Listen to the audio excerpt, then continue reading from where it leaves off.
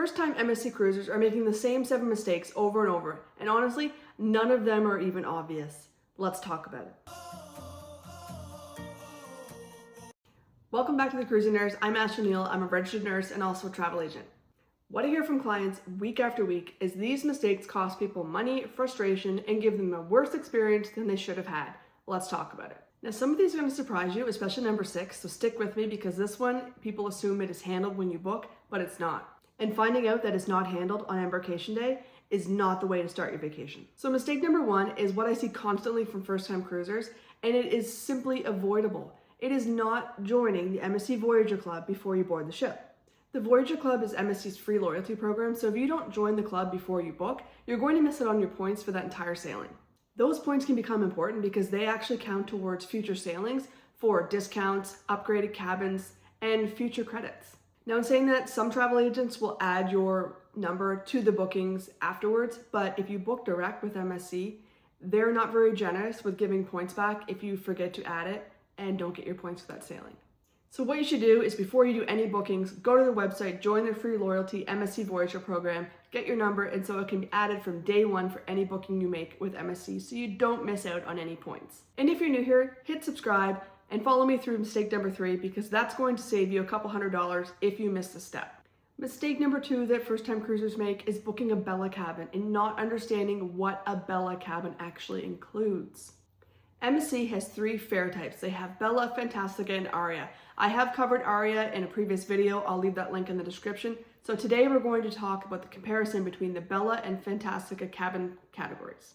So Bella is your cheapest option. It's bare bones. You're not going to be able to choose your dining time. You're not going to be able to choose where your cabin is located on the ship, and you will not know your cabin placement until up to 24 hours before you're sailing. Fantastica cabin type gives you a selection of where you want your cabin to be, what dining time you want to select, and also MSC's price guarantee. So if it drops after you book, they'll honor that price drop.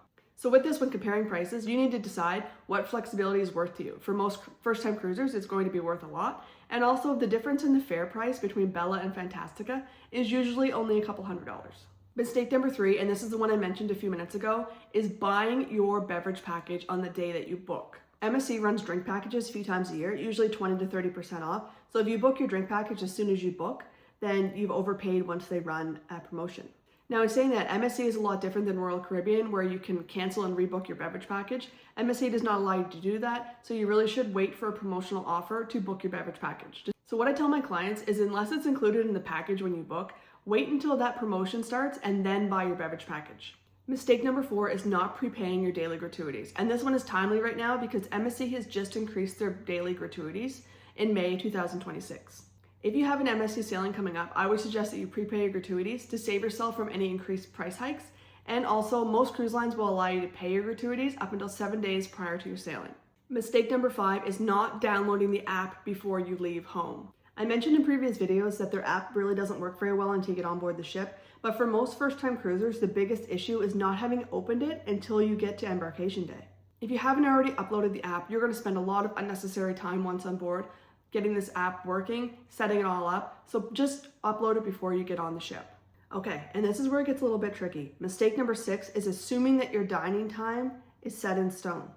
On MSC, even if you've chosen a dining time, your table's not always set until you're actually physically on the ship. Once on board the ship, you can go to the main dining room, and if you're not happy with your table placement, you can ask the maitre d' to move your table, but if you wait until day 2 or 3, there's going to be nowhere to move it, and you're going to be stuck with that table assignment.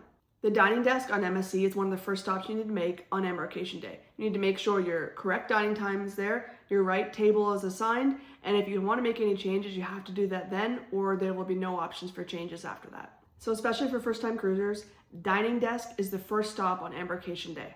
And finally, mistake number 7 is not understanding how MSC's onboard credit actually works. If you received onboard credit through a travel agent, an MSC offer, or a package, then most likely it's non-refundable. So that means if you don't use it on board the ship, then you don't get that money back. So before you board, know exactly how much onboard credit you have and make sure you use it before you get off the ship. You can use it for excursions, spa days, dining, and drink packages. Every one of these mistakes come up every week in my work, and these are all avoidable mistakes. MSC is generally a strong product, and I've said that in my previous videos, and I stand by that. But knowing these things before you sail is going to make your experience 10 times better. That's all I want to talk about today, guys. Let me know in the comments, have you sailed MSC before, or are you planning your first time cruise on MSC? Let me know in the comments. I'm Ashley Neal. I'll see you next time.